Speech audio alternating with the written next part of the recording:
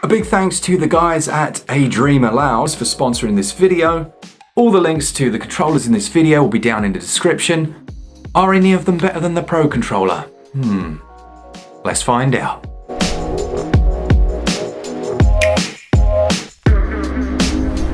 Starting off with the Powerade controller then, this one has a few interesting quirks. Now first things first, it has these programmable buttons on the rear, which I actually really like. You hold this central one, choose the button you want to map, and then choose the side. As far as other functionality goes, you've got your gyro controls, which work well enough, and the D-pad in this one is great. You can definitely roll some Hadoukens out of that bad boy. My main gripe with this controller is that you have a battery compartment on the back that requires the use of AA batteries, which in 2019 is a bit of a pain in the butt, if I'm completely honest. But it's alright. Good controller, and if you can pick it up for cheap, it's a okay alternative. It doesn't have NFC, it doesn't have a little camera inside, and it certainly doesn't have that rumble that you would expect. These aren't controllers, but they were sent to us and they're awesome. Links in the description. Next up we have Powerade's GameCube controller, which I think you'll all agree looks so pretty. Very nice. Good design, classic design that you're used to from the GameCube. However, there are some omissions. So while this does have gyro controls and it also has the HD rumble that you're used to, it's not HD, it's like their version, there are some things lacking again. Firstly, it has to be filled with those AA batteries that Powerade seem to love so much. There aren't any programmable buttons on this one, and your triggers are standard buttons. So you don't get any of the benefits that you might expect from using a GameCube controller in a racer. What you do get though is an excellent D-pad, and if you're a fan of Smash Brothers, then this could potentially be the best controller for that game, with the OG GameCube controller being preferred by many pros. I can kind of see why as well, it feels lovely in the hand. In terms of that, it does control really well. However, again, for games like first-person shooters, this analog here, it's just a bit too stiff. Feels a bit odd. So that's the Powerade controller, links in the description. Next up then we have the Hicker ASST. Sounds like some kind of Greek mythology, Glenn would like it. This is essentially the controller that has the most functionality out of some of the ones we're going to be seeing today. You have turbo buttons that are programmable, you have your analog sticks in a decent position, and if you're a fan of the PlayStation design then potentially this one's going to interest you a bit more. The triggers are all sensibly placed on the top, and other than that, it does have gyro as well as rumble, which is nice. Although I will say the rumble on this is a little bit OTT. It's like your hands are gonna come off when you're using it, so I wouldn't suggest getting it for that reason. There's another thing I don't like about this controller, and it's the D-pad. While the D-pad looks nice enough, unfortunately, the way it's designed, when you're rolling those Hadoukens, your finger can kind of get caught between the D-pad and the plastic, and it kind of pinches you. So that's not great at all. Battery life also isn't fantastic. It's probably about a quarter of the original battery life on a Pro controller, which is gonna be a real turn off for some people. The Geotech WX4 NSW or WX wireless is a decent little controller. It's good for a few reasons. It has rumble built into it, the triggers are sensibly placed, and they feel quite responsive. I really don't like the fact that you've got to charge it with a micro USB.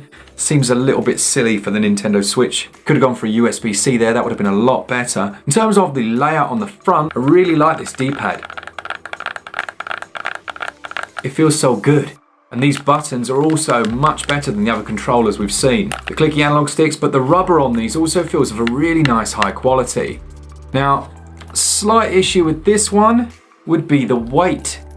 I think if you attached a helium balloon to this little badger, it would fly off into the air and that'd be the last you ever see of it. It just lacks a bit of weight, and while I don't necessarily agree with putting weights into controllers like we've seen, in this instance maybe a smidgen more weight would be nice. Other than that, I've got nothing bad to say about this one. I really like this. Geotech are doing some good little devices here, and I just like this slightly unique shape. For my hands, this fits perfectly, and I do have big hands. There they are. Other than the Powerade controllers, which they feel good enough, but for me this is winning at the moment. Next up then we have the controller from a DreamAllowed Rate out of Amazon, and well, yeah, this is alright, I like it. It's got a decent enough shape to hold. However, unfortunately, those triggers, although they feel like analog triggers, don't have any analog functionality, which is just, well, it's a waste really, because they've built in everything else. The buttons on the top, they're really ultra clicky, which some people might like. And the analog sticks, for the most part, well, they're decent enough. Another area that I'm not particularly keen on here is this D-pad. It just is smooshy, very smooshy. It's the only way I can describe it.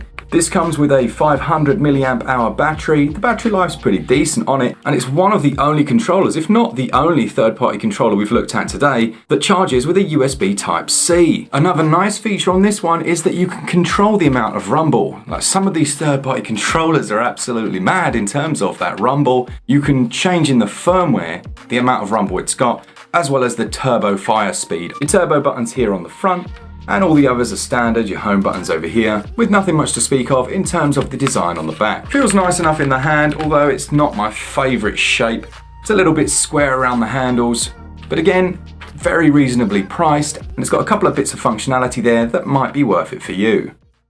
The last controllers I want to show today are my little knockoff Nigel JoyCon, which have a really interesting curved nature to them. In terms of the functionality, they do have gyro controls, but the gyro is a little bit wonky. If you're using it in handheld, it just goes crazy. Whereas if you're using it normally, it's absolutely fine. So I'm guessing there's a slightly cheaper system going on here. They are quite light as well, but what I will say is that I've had no analog drift. I don't know if it shows on the camera, but the sticks are actually concave. Is it concave or convex, the one that goes in? They're like that, which is a bit unusual, so I actually have to put something onto these to make them feel better. And that's these little caps that you can put over the top of the Joy-Con. I use those on all the normal Joy-Con as well. Other than that, the buttons have a slightly unusual shape. Capture button, everything else is where you would expect it. It doesn't have NFC, it doesn't have any of that stuff. They are just Joy-Cons really. The battery life is meh, not great. And you can charge these by using a micro USB. Other than that, they will charge when they're connected to your Switch, and the rumble in them is just not great, but it does the job. Overall though, for the price, which was around about £15 for both of these delivered on AliExpress, they're a useful second option if your current ones begin to drift. Which takes us on to the granddaddy, the OG Nintendo Switch Pro Controller. Now, say what you will about Nintendo, let's be honest, this controller feels so good in the hand. It's got the perfect shape, and the texture on it as well is nice. There's little touches like the inscribing on the inside of the analog sticks, which you probably won't be able to see, but inside here there's some inscription, a little secret, bit of a secret for you. Now, the light here on the home button does actually light up. Can't show you that now because, well, Josh is using my Switch in the other room. Everything about this is of a good quality. The analogs have got that lovely high quality rubber, which we've only seen in one other controller today. The buttons on the top are sensibly placed, and the lack of any analog triggers is the main issue with this controller. I haven't had any Joy-Con drift, but I will say that some of those third-party controllers have a better D-pad than the official one. Particularly ones like the GameCube controller from Powerade, that has an excellent D-pad, as does the Geotech. That's got a great little D-pad on it. Like that one a lot. So for me, really, so far, there isn't a controller that beats the official one, but there are some semi-decent options out there now, which is nice to say, and they're considerably cheaper than you would buy the Pro Controller for. Let me know down in the comments if there's anything else you want to know about these. All the links will be down in the description. A big thanks to the guys over at Animus for sponsoring this video. Links in the description.